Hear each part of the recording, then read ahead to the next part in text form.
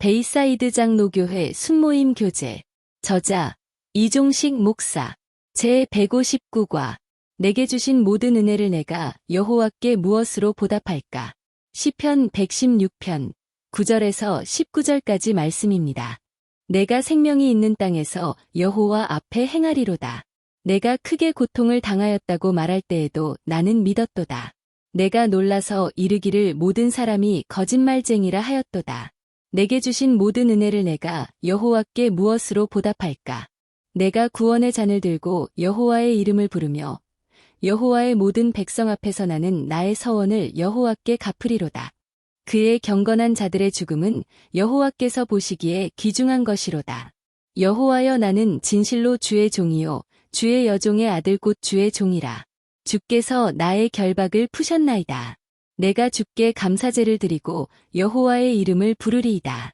내가 여호와께 서원한 것을 그의 모든 백성이 보는 앞에서 내가 지키리로다.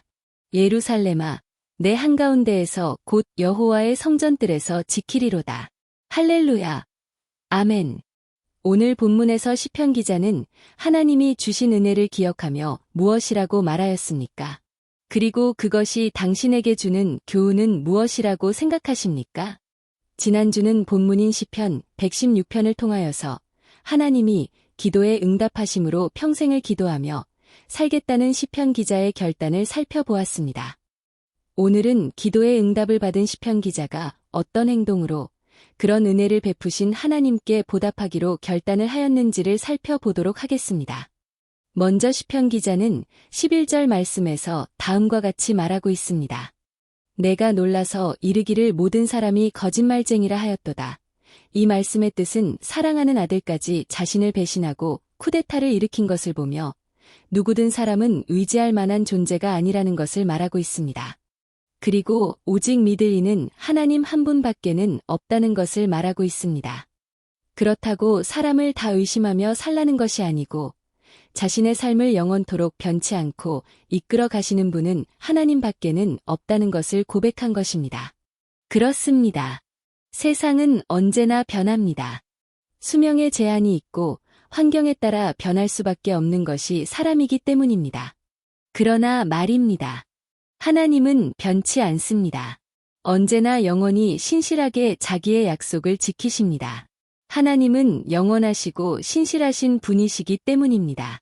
어느 날 설교가인 스펄전이 친구와 함께 영국의 시골길을 걷고 있었다고 합니다. 그들이 길을 걷는 중에 헛간 지붕 위에 있는 풍향계 위에 하나님은 사랑이십니다는 사인을 보게 됩니다. 그때 스펄전은 친구에게 저런 글은 저 자리에는 어울리지 않는 것 같다고 말했습니다. 그 이유는 풍향계는 언제나 바람이 부는 방향에 따라 그 자리가 변하는 것이고 하나님의 사랑은 변치 않기 때문이라고 하였습니다. 그러자 그의 친구가 이렇게 말했다고 합니다. 찰스, 나는 내 말에 동의하지 않아. 내가 그 의미를 잘 이해하지 못한 것 같아. 저 사인은 진리를 말하는 것이기 때문이지. 저 사인의 의미는 바람이 어느 곳으로 불어 풍향계가 바뀐다고 해도 하나님은 사랑이라는 것이지, 사랑하는 성도님들 세상이 어떻게 돌아가도 하나님은 우리를 사랑하신다는 것을 믿으십니까? 그래서 우리의 기도를 들으시고 응답하신다는 것을 믿으십니까? 그러나 오늘 본문은 이런 사랑을 받는 우리가 그 은혜를 기억한다면 하나님 앞에서 어떻게 살아가야 할지를 말하고 있습니다. 그것은 은혜에 보답하는 삶을 사는 것입니다. 그러면 어떤 삶이 은혜에 보답하는 삶일까요? 오늘 본문에서 시편 기자는 그것을 17절 그리고 18절에서 다음과 같이 말하고 있습니다. 내가 주께 감사제를 드리고 여호와의 이름을 부르리이다. 내가 여호와께 서원한 것을 그의 모든 백성이 보는 앞에서 내가 지키리로다. 이 말씀을 보면 여호와의 은혜에 보답하는 길 첫째는 하나님께 감사제인 찬양을 드리며 감사를 드리는 것을 의미하고 있습니다. 이런 이유로 예배가 중요합니다. 예배는 한 주간 동안 하나님이 베푸신 은혜에 감사하기 위해 모이는 시간이 되기 때문입니다. 그러므로 예배에 있어서 가장 중요한 요소는 감사이고 찬양이 되어야 하는 것은 당연한 것입니다. 그러므로 우리 성도들은 예배에 임할 때마다 하나님의 은혜에 감사하여야 하고 찬양을 드릴 때는 정말 마음 깊이 찬양하여야 할 줄로 믿습니다.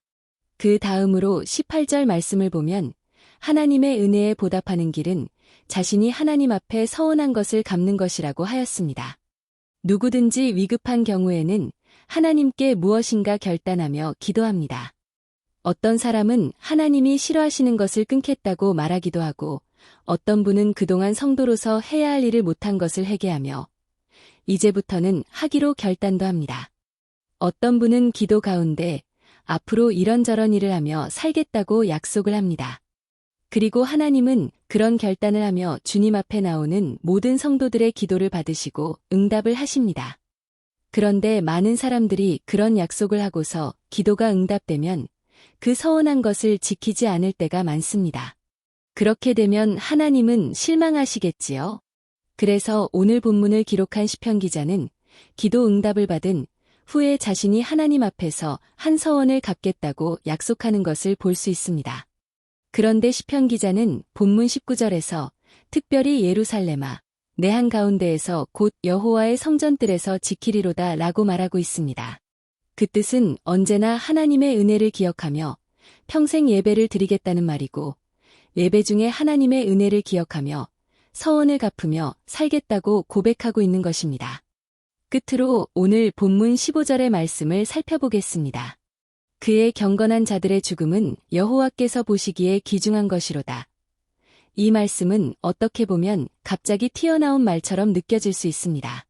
서원을 갚겠다고 한 후에 갑자기 이 말이 나오기 때문입니다.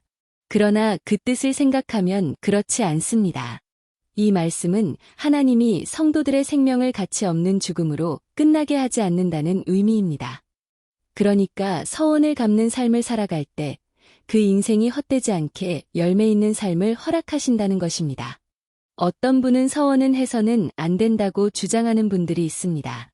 예수님이 맹세를 하지 말라고 하였기 때문이라고 합니다. 그러나 예수님이 맹세를 하지 말라고 한 것은 바리새인들이 맹세를 하면서 그것을 지키지 않으려고 교묘한 방법을 내놓았기 때문입니다. 그러니까 지키지 않으려고 하는 맹세는 하지 말라는 말입니다. 성경을 보면 사도 바울이 서원을 했다는 말이 있습니다. 성도님들, 서원이란 우리 마음대로 가던 길을 하나님의 뜻을 깨닫고 방향을 바꾸는 것입니다. 그리고 하나님 앞에서 결단하는 것입니다.